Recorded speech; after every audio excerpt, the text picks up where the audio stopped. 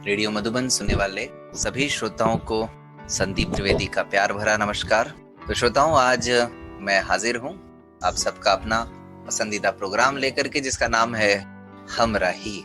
इस कार्यक्रम के माध्यम से आप सब जानते हैं, हम नई नई कहानियों को सुनते हैं, नए नए संघर्ष से रूबरू होते हैं और समाज में जो कुछ मान्यताएं फैली हुई हैं उन्हें दूर करने का प्रयास करते हैं। और हमारे मेहमान इस कार्यक्रम में जो भी आते हैं वो अपने तरीके से हमारे सभी साथियों को, चाहे वो मुख्य धारा के लोग हों या फिर हमारे दिव्यांग समाज के साथी हों, उन्हें प्रोत्साहित और प्रेरित करने का काम करते हैं।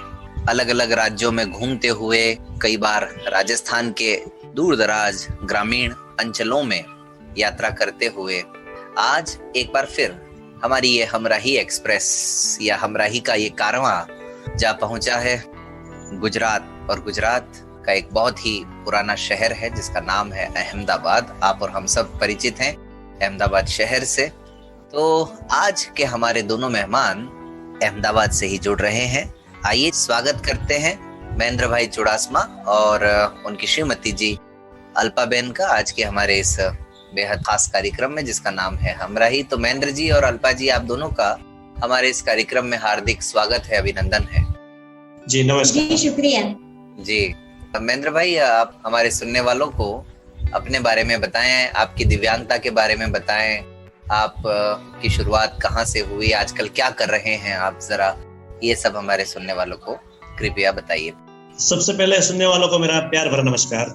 क्या तो हमारी खुशनसीबी है कि आज के दिन हम इस कार्यक्रम के माध्यम से आप लोगों के सामने पेश आ रहे हैं। बहुत बढ़िया। इसलिए पहले तो मैं आपका संदीप जी, आपका बहुत बहुत शुक्रगुजार हूँ।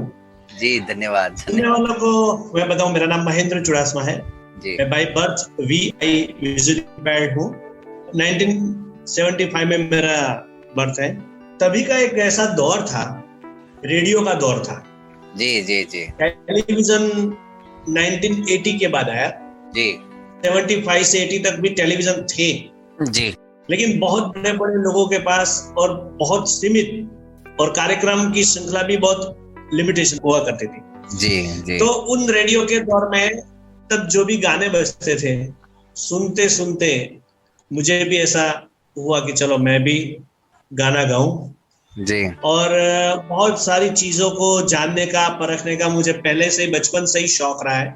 कोई नई जैसे खिलौने में कोई नया खिलौना है सब वगैरह, यानी कि मैं आज के दौर की बात करूँगा, एज ए टेक्नोलॉजी मुझे पहले से बहुत पसंद थी। इस तरह शुरुआत हुई। फिर मैंने हमारे अहमदाबाद में टाइम्स ऑफ इंडिया के सामने बहरामुंगा की शाला है, के अंदर ब्लाइंड स्कूल भी है। अच्छा। वहां पे मैंने 10th तक पढ़ाई की। जी। वहां से मुझे पूरा एजुकेशन मिला, साथ में म्यूजिक विशारद की डिग्री भी वहां से मैंने हासिल कर ली। जी। फिर आगे बढ़ते हुए हम एडल्ट एजुकेशन में आए, यानी कि वस्त्रापुर, BPA अभी नाम है, पहले BMA नाम था, ब्लाइंड मैन एसोसिएशन, अभी ब्लाइंड पीपल एसोसिएशन नाम है वस्त्रापुर। वहां पे हमारे एक टीचर कहें या तो फिर जो भी ऑर्गेनाइजर कहे तो भी कोई गलत बात नहीं होगी, तारक लुहार सर जी, कि हर एक को स्टेज पर लाने का काम भी कर रहे थे जी, वहां ऑर्गेनाइजेशन के लिए भी काम करते थे। अच्छा। तब भी मेरी एक खुशनसीबी वहां से मुझे 1994 में जी RD बर्मन साहब की जब डेथ हुई थी, जी जी, 4 जनवरी को जी, और हमारे लुई ब्रेल का जन्मदिन था, जी जी जी, जन्मदिन हुआ करता है, उसी दिन को एक शो का आयोजन किया गया हमारे गुजरात के बहुत ही प्रसिद्ध गायक कलाकार बंकिम पाठक जी एवं खांडेकर ऑर्केस्ट्रा के साथ। तब मैंने 2 गाने गाए। तब से मुझे वो स्टेज की दुनिया भाने लगी, ऐसी भाई कि मैंने उसके अंदर जो मेरा काम शुरू किया एज ए प्रोफेशन 1997 से, तो वो मुझे लंदन भी ले गया, मुझे अमेरिका भी ले गया जी, और आज बस वही सिलसिला चल रहा है। क्या मगर बीच में एक ऐसा दौर आया जी कि लंदन में काम करने वाले प्रमोटर्स के लाइसेंस कुछ बैंड हो गए जी, जो 2006 में। अच्छा। तो उसके बाद फिर मैं कंफ्यूजन में आ गया कि अभी मुझे क्या चाहिए जी। तो एक्सीडेंटली वहां पर यानी कि हमारी ऑर्गेनाइजेशन बीपीएम एमजीओ में कंप्यूटर ट्रेनिंग शुरू हुई जी। तो वो कंप्यूटर ट्रेनिंग शुरू हुई तो उसमें मैंने कंप्यूटर की ट्रेनिंग ली जी। तो मुझे वैसे पहले से ही मुझे टेक्नोलॉजी में तो इंटरेस्ट बहुत था जी। तो फिर मैंने कंप्यूटर की ट्रेनिंग करने के बाद मैंने ऐसा काम किया कि हमारे सर ने ही यानी कि हमारे आरपी सर रणछोड़ भाई सोनी जी, उन्होंने मुझे एक वॉलंटियर बेस पर लेकिन स्टाइफन के दौर पर वहां पे जॉब दे दी। अच्छा, हाँ, वो 2009 में जी जी। वो 2010 से शुरू हुई है सर। 2 साल मैंने वहां पे काम किया और मैं बहुत सीखा।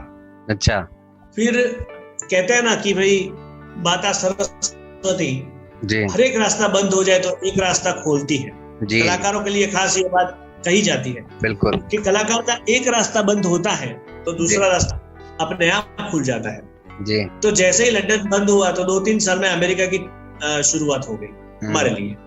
तो फिर मैं अमेरिका का काम मैंने संभालने लगा एज ए स्टेज सिंगर जी। और मैंने 20 साल तक पहले से 1994 से जी आज तक नॉर्मल लोगों के साथ काम किया। हाँ, मैंने वीआईपी पर्सन्स के साथ काम किया है, लोकल काम बहुत किया है। बाकी लोकल एवं इंटरनेशनल लेवल पर मैंने नॉर्मल के साथ काम किया है। बाद में फिर एक ऐसा दौर आया कि जिसमें मुझे अल्पा जी मिल गई। एक ट्रेनिंग के लिए मैं कंप्यूटर की ट्रेनिंग भी करता था जब मेरी टूर नहीं होती थी। तो यहाँ इंडिया में मैं बचे हुए वक्त का सही उपयोग करके सही यूज करके मैं एक ट्रेनिंग में गया था। वहां मुझे अल्पा जी मिली जी। फिर हमारी बात हुई, हमारी जान पहचान हुई, फिर ये रिश्ता आगे बढ़ा और आगे बढ़ते बढ़ते फिर ये परमानेंट रिश्ते में तब्दील हो गया। बस यहाँ तक अभी है और भी बहुत कुछ मुझे कहना है, लेकिन अगर मैं कहूँगा तो इनकी बारी नहीं आएगी। तो ये रखते फिर आगे फिर मैं ब्रेक में उनको ब्रेक देने के लिए फिर मेरी बात जो कुछ 1-2 बात बतानी है, हालांकि पॉजिटिव है, मेरे करियर के बारे में है, वो मैं बताऊंगा।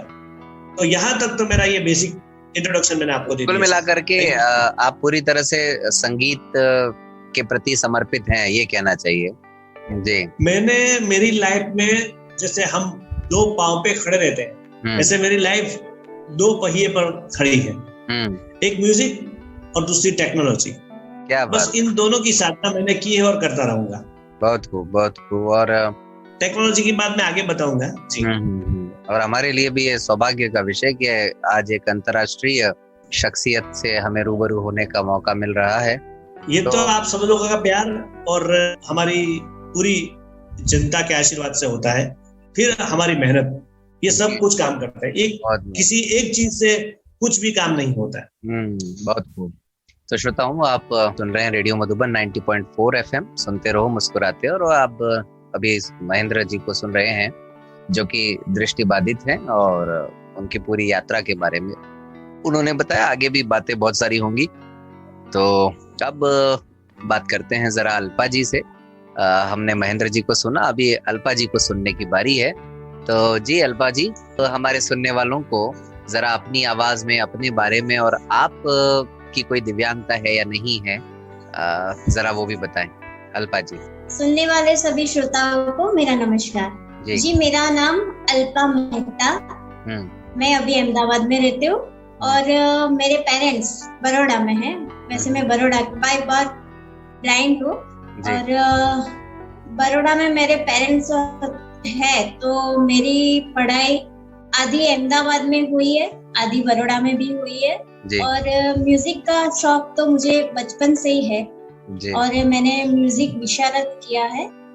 और मैंने बोला ना, आधी पढ़ाई अहमदाबाद में और बड़ौदा में, वैसे कुल मिला के 12th तक पढ़ाई की है। लाइट म्यूजिक मुझे ज्यादा पसंद है, जैसे बोलते हैं गुजराती सुगम संगीत, जी, वो मेरा प्रिय है। और उसमें मैं लाइव शोज भी करती हूँ। बड़ौदा में थी तब गरबे का करती थी नवरात्रि में जी। और बाकी ऑर्केस्ट्रा में ये सब भी मैं इसमें भी पार्ट करती हूँ। और मैं बाय बर्थ ब्लाइंड हूँ। फिर मेरे पेरेंट्स बड़ौदा में हैं और मेरी 2 बहनें हैं, उनके साथ मैं रहती थी। और ये हम दोनों की मुलाकात एक कंप्यूटर ट्रेनिंग में हुई थी, तो वैसे हम मिले और अच्छी जान पहचान बनी और बताया कि ऐसे आगे शादी में परिवर्तित हो गई। क्या बात, बहुत बढ़िया। संदीप जी, इनको तो गुजरात में बेस्ट टीचर्स का अवार्ड भी मिला है। और मेरा सौभाग्य है, मैं जो बड़ौदा में जो स्कूल में मैंने पढ़ाई की है वही पे मैंने जॉब भी की है और मुझे बेस्ट टीचर का अवार्ड मिला है, राज्य पारितोषिक अवार्ड म्यूजिक टीचर के लिए। बहुत खूब, बहुत खूब। तो अल्पा जी, कभी गवर्नमेंट जॉब के बारे में नहीं सोचा आपने? किए है, चालू है अभी प्रयास। अच्छा, कोशिश चल रही है। बहुत बढ़िया जी बहुत खूब। नहीं, मुझे लगा जैसे स्टेज शोज से आप जुड़े हुए हैं तो शायद पूरी तरह से ध्यान। यहाँ अहमदाबाद में भी अभी भी जॉब चालू ही है, लेकिन ये अभी कोरोना का टाइम चल रहा है तो इसलिए थोड़ा ब्रेक है जी। हम दोनों एक ही स्कूल में जॉब करते हैं अभी। अच्छा। और लेकिन फर्क ये है कि 2 बिल्डिंग अलग अलग है। मैं हाई स्कूल में हूँ और ये डे में है। मैं इंग्लिश मीडियम डे चिल्ड्रन छोटे बच्चों के साथ हूँ, ये गुजराती मीडियम में एक स्कूल के 2 बिल्डिंग। वो स्पेशल स्कूल है या नॉर्मल? ओके। त्रिपदा, शायद श्रोताओं में से किसी ने इनका नाम, त्रिपदा इंटरनेशनल स्कूल। हाँ जी, बहुत खूब। हाँ, ये प्राइवेट है लेकिन। जी। चलिए, तो महेंद्र जी, अब जरा कहानी बताएं आप दोनों के मिलने की थोड़ा विस्तार से। बाकी परिचय तो हो गया आप दोनों से। बस यही बात है कि एक ट्रेनिंग हुई थी कंप्यूटर की जी। वो कंप्यूटर की ट्रेनिंग में इनका भी आना हुआ और उससे पहले मुझे इनके बारे में एक मेरे दोस्त ने बताया था कि आप जिस ट्रेनिंग कंडक्ट करने जा रहे हो वहां पे आपको आपकी ही फील्ड की आर्टिस्ट मिलने वाली जी। मैंने बोला कि कौन हो सकता है? फिर उन्होंने नाम बताया था। मैंने बोला मैं नहीं पहचानता इनको। कोई बात नहीं, ये ऐसा गाती है वैसा गाती है, सब मुझे बताया था। मैंने बोला ठीक है, जाएंगे तो कुछ परिचय हो जाएगा। फिर वहां पे गए तो वहां पे तो कुछ ऐसा मेरा पर्सनल कैरेक्टर ऐसा नहीं है कि जहाँ पे गए वहां पे सब कुछ। फिर मैं वहां से निकला, फिर उनसे मेरी बात हुई, फिर पर्सनल बात हुई, फिर म्यूजिक रिलेटेड बात हुई। तो फिर ऐसे धीरे धीरे करके फिर हम एक दूसरे के करीब आ गए। फिर हमने तय किया कि चलो अभी अच्छा है, अंडरस्टैंडिंग भी है। इनका नेचर ऐसा है कि एकदम फॉलोअर नेचर है। और मैंने आपको बताया था और मैं सबको बताता हूँ कि आदमी को डिमांड रखनी चाहिए, लेकिन ऐसी डिमांड ना रखे कि जो सामने वाले के ऊपर हावी हो जाए। यानी कि हमको गुलाम नहीं चाहिए। कई लोग ऐसा होता है, कई लोग ऐसा सोचते हैं, खास तौर पर जनरल लोग में ऐसा होता है कि भाई हमारी वाइफ है तो हम कहें ऐसा ही होना चाहिए, हम कहें इस प्रकार से खाना बनना चाहिए, हम कहें इस प्रकार से उन्हें पहनना चाहिए। ऐसा नहीं। ये सब फॉलो पर जाता है जी। एक दूसरे को फॉलो करो, बस यही। आज मैं चाहूं कि भाई ये आज मुझे ये खाना है, अगर वो बोलते हैं कि आज एडजस्ट नहीं हो पा रहा है तो फिर मैं उसे प्रेशर नहीं कर सकता। ये किसी का भी अधिकार नहीं। जोर जबरदस्ती तो मैं मानता नहीं। लाइफ की किसी भी चीज में जोर जबरदस्ती में मानता ही नहीं हूँ। देखिए, जोर जबरदस्ती से अगर काम होगा तो काम तो हो जाएगा, लेकिन वो फीलिंग्स नहीं आएगी जो अपनी मर्जी से काम कर रहे थे। उसमें सब कुछ आ जाता है, बहुत सही, सब चीज आ जाती है। बहुत सही, मैं ये मानता हूँ। जो प्यार से काम होगा वो जोर जुलूम से नहीं होगा। तो इस हिसाब से हम दोनों मिले। और देखिए, कोई भी है, तकलीफ तो आने वाली है, प्रॉब्लम्स तो क्रिएट होने वाले ही हैं। वो तो हर जगह। हम घर से बाहर निकलते हैं तो भी प्रॉब्लम्स की शुरुआत होती है। कई प्रॉब्लम नजर आते हैं, कई प्रॉब्लम नजर नहीं आते हैं। ठीक बात। ये बीआई के लिए नहीं, हर के लिए बात, सभी के लिए। जी जी। हाँ, सभी। अभी मान लो कि कोई घर से निकला और वो जल्दी में उतरते उसका पैर फिसला और 2-3 सीढ़ियां मिस कर गया, वो गिर गया, वही प्रॉब्लम भी है ना उसके लिए। ठीक बात है। ऐसा नहीं है कि ब्लाइंड कि वीआई कोई भी घर से बाहर निकला तो वो गिरेगा। मैंने तो अच्छे बड़े नॉर्मल को गिरते हुए देखा। जी जी जी जी। और दिल से गिरते हुए भी देखा है और दिमाग से गिरते हुए भी देखा है। जी जी जी जी। तो महेंद्र जी एक बात बताएं जी, जब आपको दोस्तों ने बताया कि वहां पे आपकी मुलाकात आपके ही फील्ड के किसी व्यक्ति से होने वाली जी, है जी, तो तभी तय कर लिया था कि उनको प्रपोज करना है या उनको मतलब प्रभावित करना है? हम लोग तो वैसे एक दूसरे का नाम सुन रखा था लेकिन एक दूसरे को वैसे पहचानते नहीं थे। नहीं, इसमें ऐसा था कि वो बात आप संदीप जी जो पूछ रहे हैं उसका आंसर मैं इस तरह से दूंगा। जी जी। तब मैंने तय नहीं किया था। अच्छा। मैं किसी भी चीज को पहले जांचो परखो बाद में उसे अपनाओ। जांचो परखो का मतलब ये नहीं है, समझना जरूरी है। हम उसे एग्जाम करें ऐसा नहीं है। अंडरस्टैंडिंग, हाँ बस वो अंडरस्टैंडिंग किस तरह से है, उनकी रहने का तरीका कैसा है, हमको मैच खाता है। फिर ऐसा नहीं होना चाहिए कि चलो हमें कोई लड़की नहीं मिलती है तो जो मिला गया, तो कोई लड़का नहीं मिलता है तो जो मिला उसके साथ करके फिर आगे का जीवन भगवान भरोसे छोड़ देना, ऐसा नहीं। सब कुछ भले हो तो हो, ना हो तो कोई बात नहीं, लेकिन एक बार अगर अंडरस्टैंडिंग प्रॉपर हो जाए ना, फिर तो हमने बहुत सारी फोन पे बात की। कम से कम मैं आपको परफेक्ट बताऊं, अप्रैल महीने 2015 में जी 1 साल तक तो हमने बातें ही की। अच्छा, अप्रैल 2015 से अप्रैल 16 तक। ओके जी जी जी।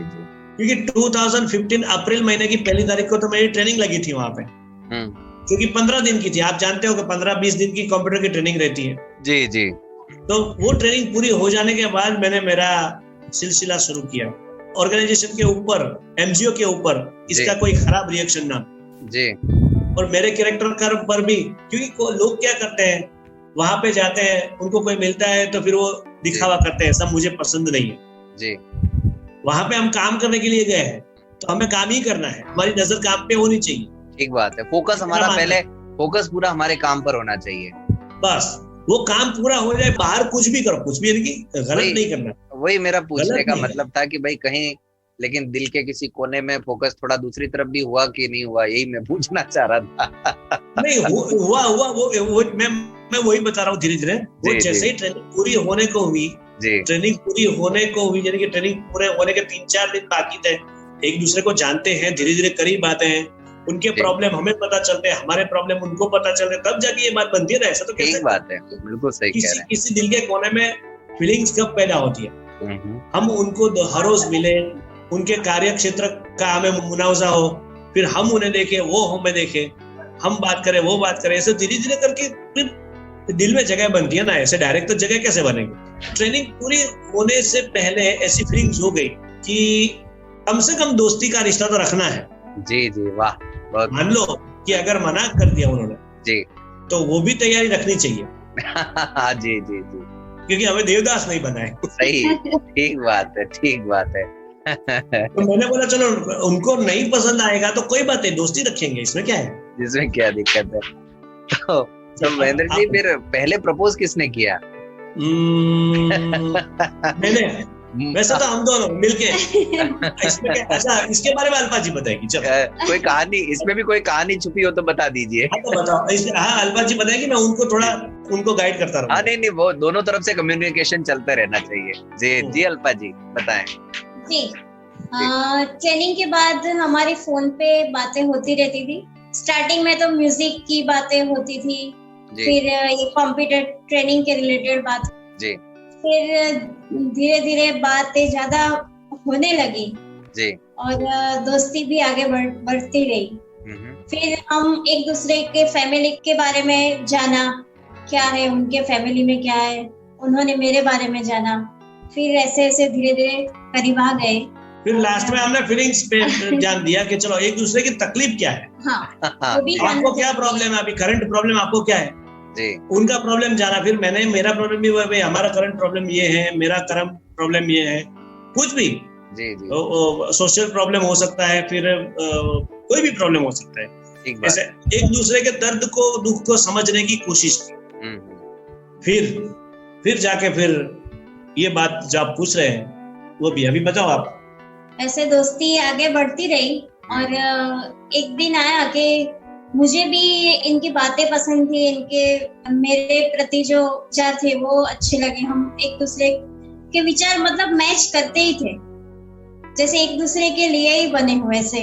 क्या बात है। तो एक दिन इन्होंने मुझे प्रपोज किया था। थोड़ी देर तो वैसे मुझे भी फीलिंग तो थी इनके लिए, लेकिन मैं सामने से बोल नहीं पा रही थी। इंतजार था आपको कि भाई कोई पहल करे। अच्छा अल्पा जी, मैं एक प्रश्न पूछना चाह रहा हूँ आपसे जी कि आपको ये डिसीजन लेने में किस बात ने मदद की? मतलब इनका आप ही के प्रोफेशन से होना आपको अच्छा लगा? मतलब बाकी सब बातें तो चलिए अपनी जगह है ही, सोच अच्छी होना और एक दूसरे के लिए बने हुए रहना, ये सारी बातें, लेकिन एक जो होता है ना कि भाई यार ये भी अच्छी बात है कि हम दोनों एक ही प्रोफेशन से जुड़े हुए हैं, या ऐसा कुछ आपने सोचा नहीं? ना, मुझे था कि एक ही प्रोफेशनल से हो तो अच्छा है, ऐसा सोचा था।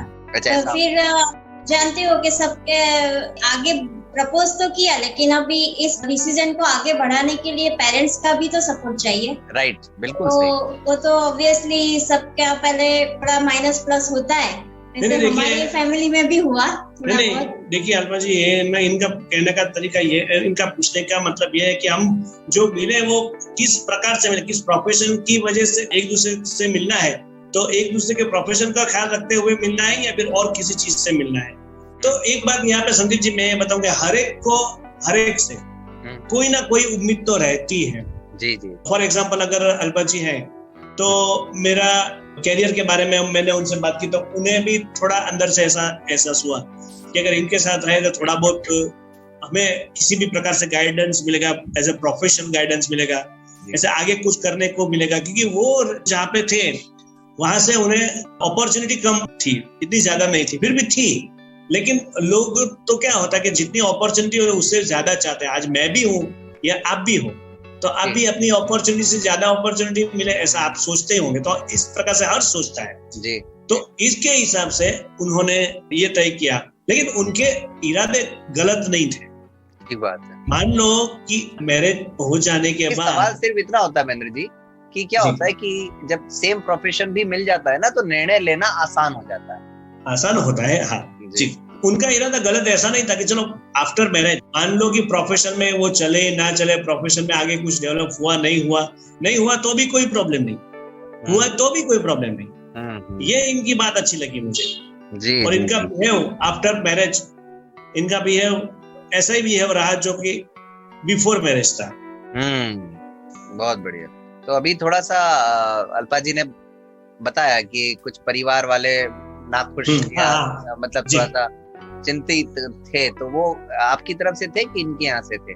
देखिए एक काम करो, पहले उनको बोलने का मौका दे, बाद मैं तो बोलते रहूं। जी जी जी जी जी। मेरे पेरेंट्स की ना नहीं थी, मतलब हाँ भी नहीं थी और ना भी नहीं थी। डिसीजन वैसे मुझे लेना था, थोड़ा बहुत उनको थी तकलीफ की प्रोफेशनल इतना कोई गवर्नमेंट जॉब नहीं है, कि इतनी आमदनी नहीं है, तो फिर आगे जाके आप दोनों को कोई प्रॉब्लम ना हो, इसके लिए पेरेंट्स को थोड़ा प्रॉब्लम था जी, लेकिन पेरेंट्स को समझाया तो वो लोग एग्री हो गए फिर। और मेरी मम्मी पापा के साथ मेरी 2 सिस्टर है मेरे से बड़ी है, उन लोगों का भी बहुत सपोर्ट मुझे था जी जी। और मेरे दोनों जिया जी भी बहुत अच्छे हैं, वो लोग का भी सपोर्ट था और इनका तो था ही। बहुत खूब।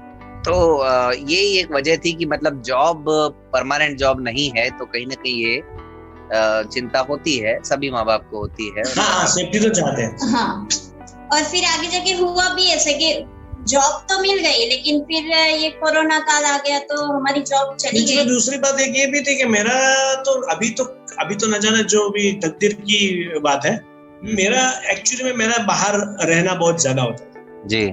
जैसे जैसे वक्त बीतता गया वैसे वैसे उसका ड्यूरेशन लिमिटेशन कम होता गया जी। पहले जब हम लंदन की टूर करते थे ना तो 6-6, 7-7 महीने हमें आउट ऑफ इंडिया रहना पड़ता था। फिर बात अमेरिका के ऊपर आई तो 2-3 महीने से ज्यादा नहीं होता था। तो ये भी उन्हें ऐसा था कि भाई ये जाएंगे तो ये अकेले ही है तो कहाँ रहेंगे। हालांकि मेरे मम्मी पापा की सोच भी कुछ अलग है। ये लोग मेरे मम्मी पापा ये चाहते हैं कि हमारे गांव में आके रहो। अच्छा। तो मैंने मना इसलिए किया क्योंकि एज ए VI पर्सन जी मेरा डेवलपमेंट अहमदाबाद में हुआ। ठीक बात है। HB मैंने बहुत सारे यहाँ पे किए, बराबर जी। अभी मैं वहाँ पे, अभी मेरे मम्मी पापा जो है वो भी कच्छ भुज सुना होगा, गांधीधाम। जी जी जी। हमारे गुजरात का कच्छ जो रणोत्सव होता है दिसंबर के बाद, दिसंबर जनवरी को होता है। जी जी जी जी। तो वहाँ पे गांधीधाम उनकी प्रॉपर्टीज, मकान वगैरह जो भी जी, वहाँ पे रहने का उन्होंने मुझे कहा, तो मुझे वो चीज, क्योंकि एज ए वीआई पर्सन वहाँ थोड़ा सा लाइफ जो है ग्रामीण परिवेश में मुश्किल हो जाती है ब्लाइंड व्यक्ति की ना। ग्रामीण परिवेश से भी ज्यादा एक्सेसिबिलिटी का इश्यू, राइट। क्योंकि वहां से घर पे बाहर निकलना, फिर जाना आना, और यहाँ पे जो सोर्सेज है वो तो सोर्सेज वहाँ पे थे नहीं और अभी भी नहीं है। अच्छा महेंद्र जी, आप और अल्पा जी कभी विदेश गए साथ कार्यक्रम करने? नहीं, अभी तक नहीं हुआ जाना। नहीं, लोकल प्रोग्राम बहुत किए, हाँ। विदेश साथ में नहीं गए, लेकिन मेरा एक सपना तो है वही, वो बाकी है। तो मतलब आप दोनों अलग अलग गए मतलब? नहीं, मैं विदेश नहीं गई हूँ, मैं यहाँ लोकल प्रोग्राम। अच्छा। और बीच में ये महेंद्र जी प्रोग्राम बनाते उससे पहले कोविड आ गया, क्यों महेंद्र जी? सही बात है। मैं वीआई का ग्रुप भी तैयार करता हूँ। मेरी आपके वहाँ पे जयपुर में अजीत जैन है ना? हाँ। शायद आप वो क्या बोलते हैं, उनका म्यूजिक 25 26 सालों से उनका म्यूजिक एकेडमी चलता है, अनुराग संगीत संस्थान के नाम से। जी हाँ, अनुराग संगीत, हाँ वही। तो वहाँ पे मेरा आना जाना, ये अल्पा जी भी वहाँ पे होके आई है। अल्पा जी वहाँ पे साथ में नहीं थे। ये 2013 में गई थी, मैं 2014 स्कूल के साथ गई थी। ये अलग तब तो नहीं पहचानते, तब नहीं, हमारी पहचान नहीं थी। अच्छा। लेकिन बात जरूर होती है अनुराग संगीत को लेकर। चलिए, वो तो अच्छी बात है भाई। तो वहाँ से कलाकार बहुत अच्छे थे, तो वहाँ से मैंने ग्रुप भी तैयार कर लिया था जी। लेकिन फिर कुछ ऐसी दिक्कत आई, तो फिर अभी वो ऐसे पड़ा है। जी। तो महेंद्र जी, थोड़ा सा अपन ये बढ़े उससे पहले मैं चाहूंगा कि 2 लाइनें आप दोनों साथ में गुनगुनाएं हमारे श्रोताओं के लिए, क्योंकि अब आप दोनों संगीत से जुड़े हुए हैं, तो आपको अभी गाने की बात है जी। गाने की बात है तो हम एक्चुअली में जो बस वही पॉइंट पे मैं धीरे धीरे आने वाला था। जी। गाने की बात तो आप तो हमारे गाने सुनते रहोगे, इन फ्यूचर भी सुनते रहोगे और पास्ट में भी आपने सुने होंगे। जी। फिर भी हम आपका दिल तोड़ेंगे नहीं। जी। लेकिन गाना जो है वो टेक्नोलॉजी के साथ, अगर म्यूजिक के साथ, साउंड के साथ अगर है जी, तो बढ़िया रहता है जी, ऐसा मैं मानता हूँ। जी। तो पहले आपकी जो बात है, हाँ, 2 लाइन जरा आप दोनों का पसंद का कोई भी गीत। हाँ, नहीं, वो अपना गाएगी और मैं अपना गाऊंगा। अच्छा, चलिए। जी। तो पहले जी सुनाइए प्लीज। जी, एक लता जी का सॉन्ग सुनाती हूँ, 2 लाइन। जी अल्पा जी, स्वागत है। हम तेरे प्यार में सारा आलम खो बैठे हैं, खो बैठे। तुम कहते हो कि ऐसे प्यार को भूल जाओ। हम तेरे प्यार में सारा आलम खो बैठे हैं, खो बैठे। तुम कहते हो कि ऐसे प्यार को भूल जाओ। हम तेरे प्यार में सारा आलम। वाह, बहुत खूब, बहुत जबरदस्त, क्या बात। बाहोशो आवाज दीवाना, ये आज वसीहत करता हूँ। ये दिल ये जान मिले तुमको, मैं तुमसे मोहब्बत करता हूँ। बाहोशो आवाज दीवाना, मेरे जीते जी यार तुम्हें मेरी सारी जागीर मिले। जो ख्वाब मैंने देखे हैं उन ख्वाबों की ताबीर मिले। हर एक तमन्ना के बदले मैं आज हसरत करता हूँ।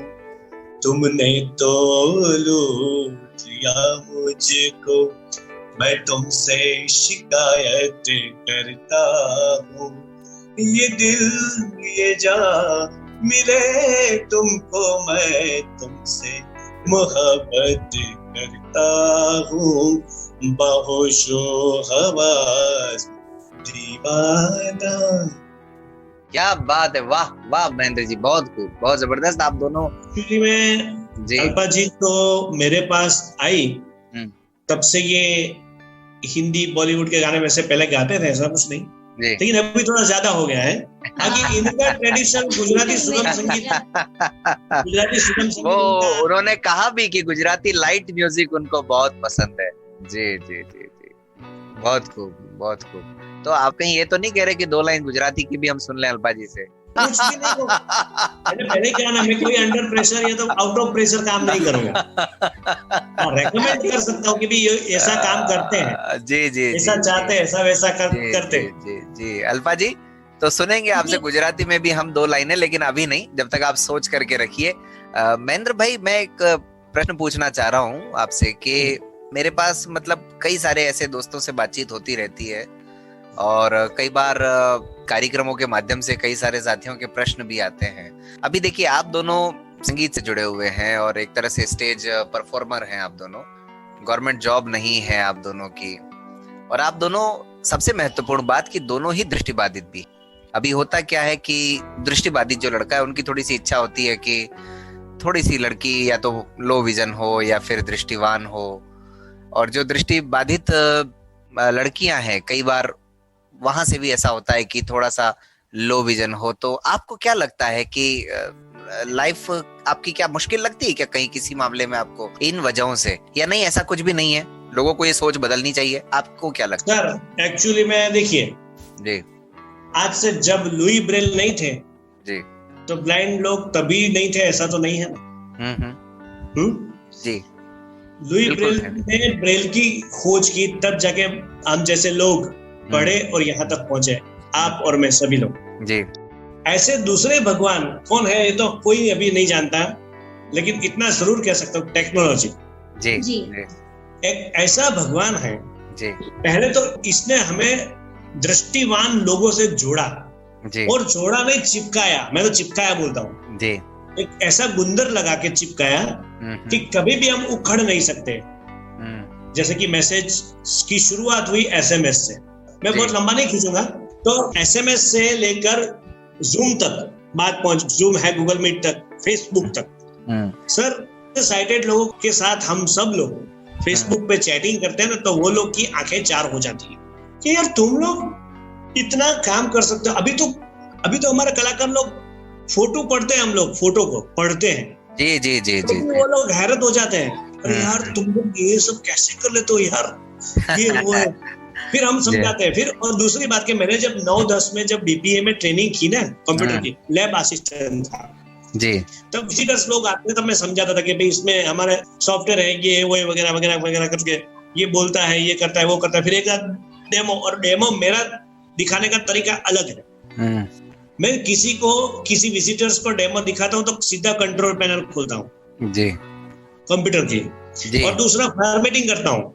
पहले ऊपर लिखता हूँ माई सेल्फ एंटर, फिर लिखता हूँ my name is so and so, फिर उसको फॉर्मेट करता हूँ, उसे आड़ा टेढ़ा सीधा ऊपर नीचे बीच में सब इटैलिक बोल्ड ये सब करता हूँ जी। तो इस तरह से मैं विजिटर्स को डेमो देता हूँ। तो ये टेक्नोलॉजी के माध्यम से अभी हमें बिल्कुल ऐसा नहीं लगता है कि हम दोनों दृष्टिबाधित लोग इस दुनिया में नहीं रह सकते, आराम से रह सकते हैं। हमें कहीं जाना है तो ओला उबेर ऑटो है, और शॉपिंग करने में भी अभी तो कोई दिक्कत नहीं होती, ऑनलाइन शॉपिंग कर लेते हैं जी। तो दिक्कत है घर चलाने के लिए तो, और खाना बनाने में भी दिक्कत नहीं होती है। हाँ, तो कोई भी पैकेट लेके आओ तो वो कोई भी इनविजन आई है, हम तो इनविजन आई यूज करते हैं, तो वो ये पढ़ देता है। नहीं तो अल्पा जी कहते हैं कि जैसे चपाती बनाना थोड़ा मुश्किल काम होता है, आपको लगता है ऐसा? थोड़ा बहुत लगता है, लेकिन खाना तो हमको ही है। जैसे मुझे कोई कह रहा था कि नहीं बनती बात नहीं, लेकिन बनती तो है, खाने में अच्छी लगनी चाहिए, बस कच्ची नहीं होनी चाहिए। कच्ची नहीं होनी चाहिए, शेप में कोई बात नहीं अच्छी आती है जी, मतलब आनी चाहिए, लेकिन अच्छी तरह से। देखिए सर, इसमें तो प्रैक्टिस जाती है, वो भी ऐसा भी नहीं है, लेकिन ये चलाते हैं तो चल जाता है, ऐसा है। नहीं ऐसा नहीं। देखिए हस्बैंड वाइफ में इन सभी चीजों को लेकर नोकझोंक कभी भी नहीं होनी चाहिए। सुनने वालों से मेरी ये दरख्वास्त है कि आपकी वाइफ, ये नॉर्मल में भी होता है, जी जी जी, आज नमक क्यों कम पड़ा, आज मिर्ची ज्यादा क्यों पड़ी, आज ये बराबर नहीं बना, मैं नहीं खाऊंगा, तुझे बनाना नहीं आता, तू क्या करती पूरा दिन, ये सब चीजें गलत है। जी जी, अभी कॉम्प्रोमाइज को कोई जहर तो नहीं देता है ना, ये मुझे बताओ। सब सही बात है, आज खाना अच्छा नहीं, आज खाना अच्छा नहीं बना जी, तो किस जहर डाल दिया? नहीं, आपको तो बुखार आया, आपके पाँव में दर्द हुआ, आपके पेट में दर्द हुआ, बस तो फिर खाना खा लिया। देखिए भगवान हमें खाना देता है जी। मैं तो इनको ये बोलता हूँ कि अपने ये हमारी गाय माता है, हमारे बाहर डॉग्स हैं, उनको खाना खिलाओ वो बात, लेकिन खाना फेंको मत। सही बात। कोई बात नहीं, अगर पड़ा रहा तो मैं दूसरे दिन खा लूंगा, क्योंकि कितनी मुश्किल से खाना मिलता है साहब। ये तो जिनको जो करता है ना उनको पता चलता है, उनको पता चलता है। ठीक बात। हाँ, तो अपने आदमी के साथ ऐसा थोड़ी कोई करता है। हाँ, उनसे रोटियां कच्ची नहीं बनती है, अभी शेफ कोई भी हो, उनका स्वाद जो है वो प्रॉपर आता है, बस खत्म हो गई बात। फिर क्यों? और देखिए हर एक चीज में हर एक लोग को हर एक प्रकार का कॉम्प्रोमाइज तो करना मस्ट भी। महेंद्र भाई, आपको कौन सी डिश सबसे अच्छी लगती है अल्पा जी की बनाई हुई? देखिए बहुत पंजाबी खाने बहुत अच्छा बनाती है, पंजाबी बनाती है, क्या फिर बात है। और देखिए सर मेरा कैसा है बताए, बचपन में मैंने इतना सारा गलती से बहुत खा लिया है, तो अभी मुझे खाने में इतनी खास रुचि नहीं है। नहीं, हमारे दादा दादी, नाना नानी, मेरे फूफा फूफी वगैरह, वो लोग मुझे बहुत प्यार करते थे। हालांकि आज इस दुनिया में इनमें से कोई नहीं है। मैं एक बार से मेरे पेरेंट्स से ज्यादा इन लोगों ने मुझे संभाला है, मेरे अंकल आंटी सब, लेकिन अभी कोई नहीं है, सब भगवान के पास। तो इन्होंने मुझे सही में इतना खिलाया है, इतना खिलाया कि अभी मुझे किसी भी खाने की वो भूख नहीं रही। हाँ, मैं खाता हूँ, लेकिन वो बस खाने के खाता, बाकी मुझे ऐसी भूख, अरे यार ये मुझे चाहिए, ये मुझे चाहिए, मुझे बस अच्छा सब्जी रोटी मिल जाए, मेरे लिए वो फिस्ट के बराबर है। महेंद्र जी एक बात बताएं, जब से आप समझदार हुए हैं तो शादी के बारे में, मतलब ऐसा तो नहीं है कि भाई पहले से आपको भी ये पता था कि भाई कहीं पे अल्पा जी मिल जाएंगी किसी मोड़ पर और प्यार हो जाएगा, शादी हो जाएगी, लेकिन कुछ तो सोचा होगा आपने भी कि यार मैं स्टेज परफॉर्मर हूँ, जैसे आप कलाकारों को हम देखते हैं। बहुत अच्छा सवाल है जी। मैंने शादी के बारे में मैं जब 10th में पढ़ता था तब से सोच लिया था जी जी, लेकिन मैंने सोचा एक ही चीज था जी, कि लाइफ पार्टनर अंडरस्टैंडिंग वाली होनी चाहिए बस। आपने ब्लाइंड साइटेड वगैरह ऐसा कुछ नहीं सोचा था? वो बात की बात है। नहीं, वो बात नहीं, तब पहले था, टेक्नोलॉजी नहीं थी तब, थोड़ा था कि भाई थोड़ा बहुत कोई देख सके। तो क्या है कि अपना थोड़ा काम, क्योंकि अपना काम ऐसा है सर, अपना काम कैसा है, स्टेज के ऊपर जाना, अच्छे कपड़े पहना। अभी कपड़े सब मान लो कि एक सूट पहना है, बराबर है, अभी कल के प्रोग्राम में गलती से कोई चीज सूट के ऊपर गिर गई और वही सूट आज पहनना है जी, तो अगर कोई थोड़ा बहुत दृष्टिवान होगा तो हमें, अगर नहीं होगा तो हमारे ये प्रॉब्लम हो जाएगा, ये हमारा माइनस पॉइंट हो जाएगा जी जी। तो पहले मुझे ये सब थोड़ा बहुत था, लेकिन वक्त के जाते जाते जाते जाते फिर टेक्नोलॉजी जब आई तब फिर मेरा ये सब कुछ हट गया। मेरा प्रश्न ये था दरअसल कि जैसे आप तो स्टेज पर प्रोग्राम देना और यही सब आपका काम था, है ना, तो एक होता है ना यार, जैसे हमारे बाकी कलाकारों को होता है कि कभी कोई उनको मिल रहा है, कभी कोई उनसे प्रभावित हो रहा है, कभी उनको पसंद कर रहा है। कभी ऐसा सोचा होगा आपने भी या नहीं सोचा, पता नहीं, आप ही बता सकते हैं कि भैया मुझे भी यार कोई मेरे कार्यक्रम को देख करके, मेरी प्रस्तुतियों को देख करके कोई लाइक करे, पसंद करे, और सामने से कोई मेरे को प्रपोज करे। अभी ये टॉपिक थोड़ा ऐसा है, बचपन से मुझे एक चीज का शौक था जी जी, म्यूजिक कंपोज करने का जी। हालांकि वो इंटरेस्ट मेरा अभी पूरा होने जा रहा है जी। तब मैं सोचता था कि मेरी लाइफ पार्टनर ऐसी हो कि उनको मैं गाना सिखाऊं, फिर उसका रिकॉर्डिंग हो और रिकॉर्डिंग करूं और उनका गाना रिलीज हो। मेरी सोच थोड़ी अलग है। ऐसा मैंने नहीं सोचा कि मेरे शो में कोई मुझे देखकर मुझे पसंद करे जी जी, लेकिन मैं ऐसा चाहता था कि मैं ऐसी कोई लड़की या कोई भी को पसंद करूं, लड़की को, कि मेरे म्यूजिक के ऊपर मुझे कोऑपरेट करे जी। बहुत खूब। ये लॉकडाउन का जो पीरियड था वो हमारे लिए बहुत सफल रहा। बिल्कुल, क्या बात है, तो गलत बात नहीं है, क्योंकि आपकी जो वास्तविक क्रिएटिविटी थी वो मुझे लगता है बाहर आई। क्यों अल्पा जी, आपको क्या लगता है? जी जी जी, वही टाइम, ये कि लॉकडाउन के टाइम में हम दोनों की जब जॉब नहीं रही तब हम दोनों ने म्यूजिक पे बहुत वर्क किया, दोनों ने एक साथ। पहले तो हम दोनों बहुत सोच में पड़ गए कि अभी स्टेज शो भी नहीं है, स्कूल की जॉब भी बंद हो गई है, अभी आने वाले के टाइम का कोई ठिकाना नहीं, अब हम क्या करेंगे। क्योंकि जॉब देखिए, मैंने भी 12th पास किया है, इन्होंने भी 12th पास किया है, मैंने भी शरद किया, इन्होंने भी शरद किया, लेकिन अभी ये सब चीज कोई काम की थोड़ी देर के लिए नहीं है, ऐसा हमें लग गया। फिर सोचते सोचते फिर एक मेरा दोस्त है अयाज कुरैशी करके जी, उनसे मेरी बात हुई, वो भी ब्लाइंड है, हमारे नवरंगपुरा स्कूल में पढ़ते हैं, हालांकि मुझसे छोटा है। तो उन्होंने मुझे एक ग्रुप से पहचान कराई जो कि ऑस्ट्रेलिया से फुरकान सर ऑपरेट कर रहे हैं, वो भी ब्लाइंड है और वो वेब डिजाइनर हैं, ऑस्ट्रेलिया में है, हालांकि वो पाकिस्तान से है लेकिन अभी ऑस्ट्रेलिया शिफ्ट हो चुके हैं। उनका एक ग्रुप चलता है एक्सेसिबल म्यूजिक प्रोडक्शन, तो उसमें मैं ज्वाइन हुआ और आज की तारीख में मेरा 6 महीना हुआ, आज उस ग्रुप में सबसे फर्स्ट मेरा नंबर है। जब भी कोई प्रस्तुति करता हूं तो मेरी प्रस्तुति में वो बोलते हैं, मैं नहीं बोल रहा हूँ, कि सबसे अच्छी प्रस्तुति आपकी होती है। बहुत खूब जी। तो बस वही, मैं एक्सेसिबल म्यूजिक जो कि रिपर से मैं काम करता हूँ। महेंद्र भाई, आपने बार बार, मैं वही पूछने वाला हूँ, अब बार बार आपने टेक्नोलॉजी पर बहुत जोर दिया आपकी पूरी बातचीत में। हाँ जी। तो अब थोड़ा सा उस बारे में आप बताएं कि टेक्नोलॉजी का क्या रोल रहा है आपके जीवन में। और हाँ, मैं बताऊंगा। पहले अल्पा जी से आप कुछ पूछ लो कि वाक्य कि सुनने वालों को ऐसा ना लगे कि ये अकेला ही बोले जा रहा है, उनको बोलने नहीं देता है। कुछ पूछ लो, 2 मिनट उनको पूछो। नहीं, वो सुनने वाले कहेंगे कि वो अगर उनसे हम कुछ पूछेंगे भी तो आपकी आवाज बीच में जरूर रहेगी। और यही मजा है महेंद्र जी, यही मजा है लाइव का। दरअसल यही आप उनको समझते हैं, वो आपको समझती हैं। ये मुझे लगता है कि जिंदगी की असली जो है ना प्यार यही है। 90 का जब दौर था जी, तब उदित नारायण जी, कुमार सानू जी, सोनू निगम जी, अनुराधा पौडवाल जी का, अलका याग्निक जी के गाने आते थे। बिल्कुल आते थे जी। उन्हें सुनता था तब मुझे ऐसा लगता था कि ये लोग जो गाने बनाते हैं, ऐसा गाना मैं क्यों नहीं बना सकता।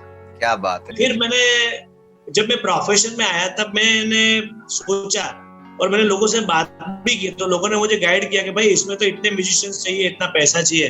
तो मैंने बोला हाँ यार, इतना पैसा तो मेरे पास नहीं है। फिर मैंने धीरे धीरे जाके 2003 में कीबोर्ड परचेस किया, N364 करके, 50,000 का कीबोर्ड था। अच्छा। उसमें मुझे सीक्वेंस मिला एक दोस्त के गाइड की। अच्छा, वो उसमें कुछ टॉकबॉक नहीं था, उसमें तो पहले जैसे कि कैसे 3315 मोबाइल ऑपरेट करते थे, 3310 अपने कीपैड वाले फोन। बिल्कुल बिल्कुल पुराने जमाने। ये की को इतनी बार दबाओ तो मैसेज खुलेगा, ये की को इतनी बार दबाओ तो कांटेक्ट खुलेगा। ये सब मैंने N364 पे पूरा उसका की मैप माइंड में कर लिया। तो मैंने साइटेड को मेरे साथ बिठाकर मैंने पूरा मैप तैयार किया माइंड में कि ये कितनी की है, उसमें से ये की को इतनी बार प्रेस करने से ये होता है, वो होता है करके 6 महीना तक मैंने वर्क किया। एक छोटा गुजराती एल्बम भी बनाया। हमारे गुजरात के एक कलाकार हैं बाबू सोलंकी करके। जी। हालांकि वो एल्बम का तो अभी कुछ नहीं है मेरे पास, वो मेरी बदनसीबी कहूंगा। अच्छा। भले मैंने बनाया फिर भी मेरे पास कुछ नहीं है, लेकिन एक एल्बम गरबे का एल्बम किया था जिसमें 25 गरबे थे और नॉन स्टॉप 2-2 मिनट के। जी। तो इस तरह से मेरा जो शौक है जी, वो इस तरह से सेटिस्फाइड हुआ, मैं इससे सेटिस्फाइड हुआ जी। फिर धीरे धीरे जाते जाते फिर ये तो यार, फिर देखिए हर एक चीज में प्लस माइनस तो होते हैं जी। तो इसमें इतना थ्रो नहीं आता था जितना स्टूडियो क्वालिटी में थ्रो आता है जी। तो उसके लिए मुझे बहुत इंतजार करना पड़ा, बहुत इंतजार करना पड़ा। और वो इंतजार अभी मेरे 2019 में 2020 में जी, वो इंतजार पूरा। तो अभी मैं जो भी काम करता हूँ, अभी तो मेरे पास एक सिंगर है अल्पा जी, उसको मैं गाना गवाता हूँ जी। आगे तो क्या होगा, वो हमारा ऑनलाइन स्टूडियो टेक्नोलॉजी का, उसमें हम किसी को जूम पे या फोन पे यहाँ से रिदम देंगे जी, लूप देंगे, उसके ऊपर लूप यानी कि रिदम, हाँ जी, उसके ऊपर उनको गाना सिखाएंगे जी। उनके पास एक मोबाइल रखना है उनका जी, और रिकॉर्डिंग बंद नहीं करना है, रिकॉर्डिंग चल, चाहे वो 25 बार 100 बार क्यों नहीं गाता है, उन्हें रिकॉर्डिंग बंद नहीं करना है जी। फिर जब वो गाना कंप्लीट हो जाए तो उसी फॉर्मेट में सीधा हमें सेंड करें। फिर यहाँ पे कंप्यूटर में, यहाँ पर मैं उसे फिल्टरिंग भी करूंगा, एडिट भी करूंगा, इफेक्ट भी डालूंगा, सब कुछ करूंगा। तो टेक्नोलॉजी का मेरे जीवन में सबसे बड़ा रोल तो ये कि मैं अपने आप रह सकता हूँ। जी जी अपने आप आत्मनिर्भर, जो भी मोदी साहब का ऐलान है, जी जी जी, आत्मनिर्भर मैं हूँ टेक्नोलॉजी के कारण। अगर टेक्नोलॉजी नहीं है तो हम हैंडीकैप तो है ही, ज्यादा हो जाएंगे। बहुत खूब। हाँ, टेक्नोलॉजी के ऊपर डिपेंड नहीं रहना चाहिए, वो मैं मानता हूँ, लेकिन क्या करें, अभी उसके अलावा कोई गुजारा भी नहीं है, कोई विकल्प भी नहीं है। ठीक बात है, विकल्प नहीं है। यस, हाँ। और आप तो बहुत सारे जो साइटेड लोग हैं उन्हें भी मुझे लगता है कि उनका भी काम करते होंगे, हेल्प करते होंगे, तो ये एक तरह से समावेशी जो इंक्लूसिव एनवायरनमेंट है वो भी डेवलप करने में मदद मिलती है इस सब। हमारे सभी मोस्ट ऑफ अहमदाबाद के आर्टिस्ट जो कि ऑक्टोपैड प्लेयर है ना, उनको किसी भी गाने के लूप चाहिए, लूप, नॉट ट्रैक, लूप, वो लूप मैं उन्हें प्रोवाइड करता हूँ। क्या बात, एज ए वीआई पर्सन। वाह, बहुत खूब जी। तो अल्पा जी, अभी वैसे तो आपने बताया कि कोई मुश्किल है नहीं जीवन में, फिर भी अहमदाबाद जैसे शहर में आप लोग रहते हैं, तो आती है कोई कठिनाई कभी, और अगर आती है तो फिर कैसे मदद मिलती है, कौन मदद करते हैं, क्या होता है? देखिए, हम जहाँ अभी रहते हैं वो, मैं जब छोटी थी तब मैंने बताया ना, मैं अहमदाबाद में भी पढ़ी हूँ। यहाँ की एक ब्लैंक गर्ल्स स्कूल है महिमनगर, वहाँ मैं पढ़ी हूँ। तो मुझे ना पहले से फैमिलियर ज्यादा है उन्हें, तो मैं हॉस्टल में रहती नहीं थी। तो हम जहाँ पे अभी रह रहे हैं हम दोनों, वो मेरे मामा जी का घर, मतलब मेरे मामा भी नहीं है, मेरे मम्मी के मामा का घर। Okay okay okay. तो मैं छोटी थी तब उनके पास ही रहती थी। फिर वो लोगों का भी दूसरा मकान है, अभी वो लोग वहाँ पे रहते, और हम दोनों यहाँ पे, वो उनका पुराना मकान जो है वो मकान में हम दोनों रहते जी। तो मैं छोटी थी तब यहाँ रहती थी, तो आजू बाजू वाले हमारे जो नेबर्स है वो भी मुझे पहचानते हैं जी। तो उनका भी बहुत सपोर्ट मिल जाता है। हालांकि हम तो बाहर से अपने आप भी ये बाहर जाते हैं तो भी घर के लिए शॉपिंग करके लाते, ऐसा नहीं है। लेकिन अभी कोरोना काल है, लॉकडाउन चल रहा है, तो मेरे नेबर्स भी बहुत हेल्पफुल है जी। तो वो अभी चीजें सब प्रोवाइड कर देते हैं ऐसा। और संदीप जी, आपने बताया कि आपको किस कठिनाई का सामना पड़ा। जब से हमारी जॉब बंद हो गई तब मैंने जैसे आपको बताया, हम दूसरी जगह पे रहते थे, तो वहाँ पे रेंट ज्यादा था, काम नहीं था, और वहाँ पे हमको कोई जानता नहीं था, तो हमको रेंट देना, मकान भी बहुत छोटा था। तब हमारा एक काम था कि हमें ऑनलाइन रिकॉर्डिंग स्टूडियो स्टार्ट करना है, तो फिर उसके लिए भी सब जगह कम पड़ती थी वहाँ पे। बिल्कुल। और ये मामा जी का मकान है, तो ये बड़ा है, तो उन्होंने बोला कि हमारा मकान वैसे भी ऐसे खाली ही पड़ा है, तो आप लोग आ जाओ अभी। हालांकि उन्होंने पहले ही बताया था, लेकिन हमने मना किया। हाँ। जब हमारी जॉब लगी ना यहाँ पे त्रिपुरा स्कूल में, जी जी, पिछले 1.5 साल के पहले, तब जब जॉब लगी तो इनके पापा, मेरे फादर इन लॉ आए थे सब कुछ सेटअप करने के लिए। तब हम हमारे ये मामा जी जो है निरंजन भाई मेहता जो है, उनके घर ही आना जाना ज्यादा रहता था। तो उन्होंने तभी, निरंजन मामा ने तभी भी कहा था हमें कि भाई हमारा एक मकान है अगर आप चाहो तो। लेकिन हमारा प्रॉब्लम क्या है, और हर ब्लाइंड का प्रॉब्लम ये होता है कि नीचे का मकान, ग्राउंड फ्लोर नहीं चाहिए, फर्स्ट फ्लोर या सेकंड फ्लोर पे हो तो अच्छा है। जी जी जी जी जी, ये सोच हमारी थी, आज भी है। इसकी कोई खास वजह? ये अल्पा जी कहेंगी, मैं तो कहूंगा लेकिन मैं बहुत बोल चुका। इसकी कोई खास वजह? खास वजह ये होती है कि जब मौसम का टाइम होता है तब ऐसा रहता है कि पानी कहीं से आ जाएगा घर में, और बाहर जो होता है तो डॉग आ जाते हैं, भाई छोटा मोटा प्रॉब्लम कुछ, मॉस्किटोस वगैरह भी वो ग्राउंड फ्लोर पे थोड़े ज्यादा ग्राउंड फ्लोर पे ज्यादा रहता है, और डर लगता है। ऊपर का मकान हो तो क्या, एक डोर बंद कर लो तो पूरा घर बंद हो जाता है, सेफ रहते हो, हम सेफ मानते हैं ऊपर के मकान। ठीक बात है। दूसरा, खिड़कियों में जाली लगा देते हैं हम लोग, और हर ब्लाइंड को ये करना चाहिए संदीप जी। जो भी वीआई पर्सन है, अकेले रहते हैं, विदाउट साइटेड जी, तो उन्हें अपनी खिड़की में एक ऐसी छोटी जाली आती है, नेट, वो लगा दें ताकि बाहर की रोशनी भी आए जी, और हवा की भी आउट इन हो रहे, और अच्छा भी लगे और सेफ रहे। बिल्ली है, भी छोटा कोई ऐसा मॉस्किटो से कोई अंदर आ ना पाए जी। ये हर एक वीआई को रखना चाहिए, हालांकि हम तो रखते ही आए तक नहीं थे, हमने लगा दिया यहाँ पे। बहुत बहुत जबरदस्त। तो हमारी खिड़कियां भी अच्छी तरह से खुली रहती है और दरवाजे पे भी कोई इश्यू नहीं है और आराम से रहते हैं हम लोग। तो अब लगभग कार्यक्रम के बिल्कुल आखिर में हम लोग आ गए हैं। महेंद्र भाई, एक बात चलते चलते मैं पूछना चाहूंगा। पूरी बातचीत में आपने आपके माता पिता और आपकी जो फैमिली है उसका जिक्र थोड़ा कम किया है, तो कोई खास वजह? नहीं, वजह कुछ नहीं है। वो लोग जो चाहते हैं वो हम नहीं कर पाते और हम चाहते हैं वो लोग नहीं कर पाते। तो अभी अल्पा जी से उनका परिचय हुआ या नहीं हुआ? नहीं हुआ ना। आपके मम्मी पापा? अच्छा, हुआ। अच्छा। तो साल में 1-2 बार आना जाना रहता है, बस, ज्यादा नहीं। फोन पे बातचीत हो जाती है। फोन पे बातचीत रहते नहीं है ना, मतलब जी, गांधीधाम में रहते हैं ना, तो जी। साल में 1 आध बार मिलना होता है।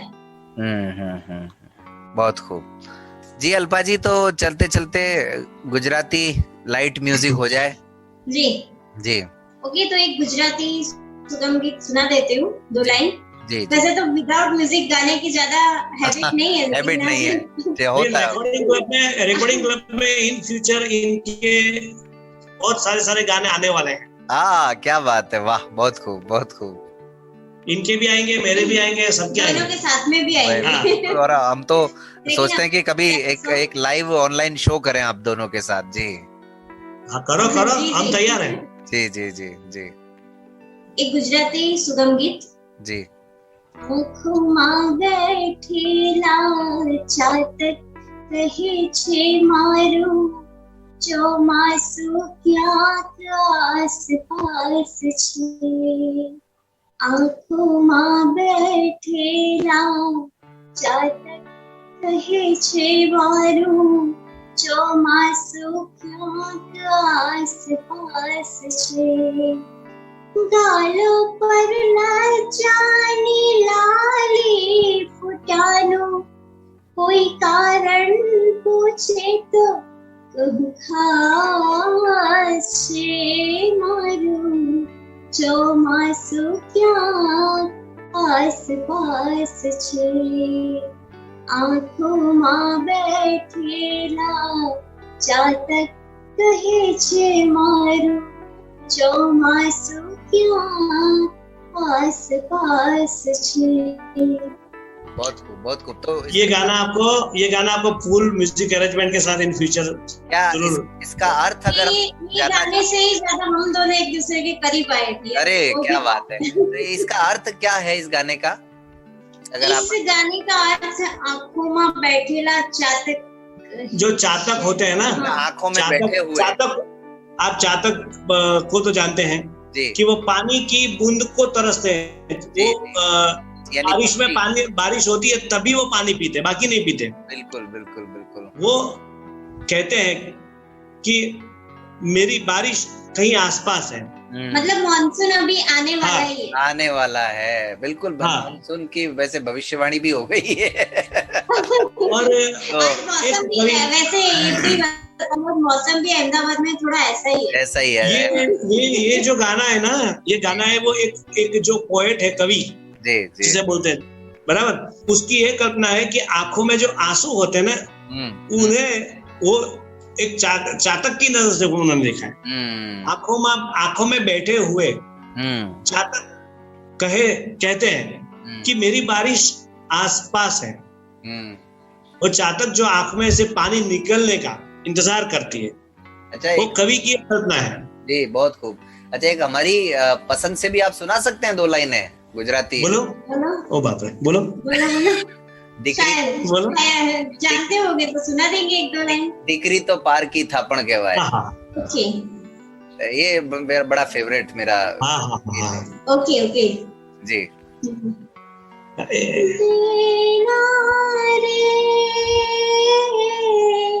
सांस रे जाता जो पापन ना भेजा, दिकरी तो पार की थापन कहवाय, दिकरी तो पार की थापन कहवाय। દીકરી ને ગાય દોરે ત્યાં જાગરી તો પાર की आपन कहवाय દીકરી તો પાર की आपन कहवाय। वाह वाह। बेना रे ओ बेना। संदीप जी, ये गाना मैं आपको इन फ्यूचर पूरा म्यूजिक के साथ इनकी आवाज में, क्या बात, और बतौर फीलिंग्स, जी जी जी, पूरी फीलिंग्स के साथ, बहुत मजा आ जाएगा, मजा आ जाएगा। मैं आपको रिकॉर्डिंग क्लब में इस गाने को, ये बड़ा ही मतलब भावुक कर देने वाला गीत है मेरे। नहीं, सही बात है, सही बात है।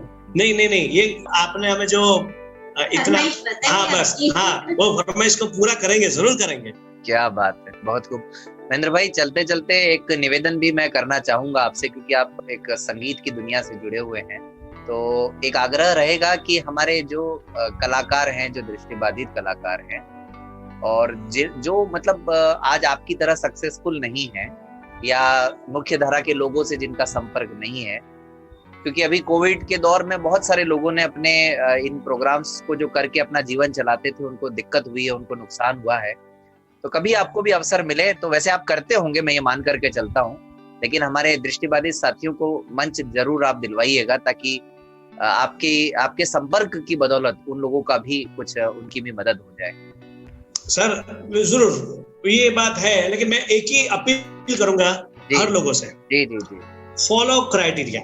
बिल्कुल, निश्चित रूप से फॉलो क्राइटेरिया, बस निश्चित रूप से। ये बात देखिए, हमारे वीआई का एक जो दिक्कत है थोड़ी, हम ऐसा नहीं बोल रहे, माइनस पॉइंट नहीं कहेंगे, लेकिन कम समझ है कि वो सामने वाले के क्राइटेरिया को नहीं समझते हैं। जी जी जी। अब अभी देखो, हम जहाँ पे काम करते हैं जी, उनको क्या चाहिए वो पहले हमें समझना पड़ेगा। हम अपना ही चलाएंगे तो नहीं चलेगा जी, हम अपना ही गाना गाएंगे तो नहीं चलेगा। हाँ, वो आप गाना गाओ, लेकिन उनके क्राइटेरिया को फॉलो करो। दो तरफा काम होना चाहिए, एक तरफा नहीं होना चाहिए, जो कहना चाह रहे हैं, राइट?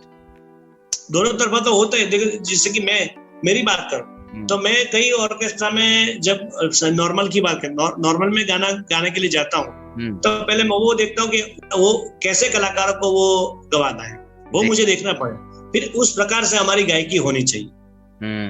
हम ये नहीं कहते हैं, एटीट्यूड वाली बात नहीं है, ये समझदारी वाली बात है बहुत, कि मेरा एक्सपीरियंस कहता है कि क्राइटेरिया अगर फॉलो करोगे तो कोई ब्लाइंड भी नहीं है, कोई साइटेड भी नहीं, सब एक सरीख है, लेकिन क्राइटेरिया को फॉलो करना पड़े, बस वो करते हैं। जो लोग करते हैं, फिर भी मैं जरूर कोशिश करूंगा। क्या बात है, बहुत धन्यवाद आपका, बहुत बहुत शुक्रिया। हम बहुत रिकॉर्डिंग क्लब में भी कोई कलाकार होगा तो हम उन्हें चांस भी देंगे। अल्पा जी, चलते चलते आप क्या संदेश देना चाहेंगे हमारे सभी सुनने वालों के लिए? मेरा संदेश यही है कि जो भी काम करो तो अच्छे से करो, मेहनत से करो, और हिम्मत मत हारो। कोशिश करने वालों की कभी हार नहीं होती।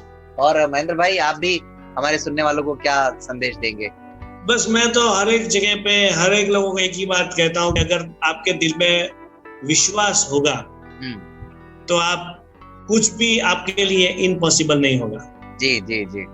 आज तक मैं विश्वास की उम्मीद से ही आगे बढ़ा हूँ और यहाँ तक पहुँचा हूँ।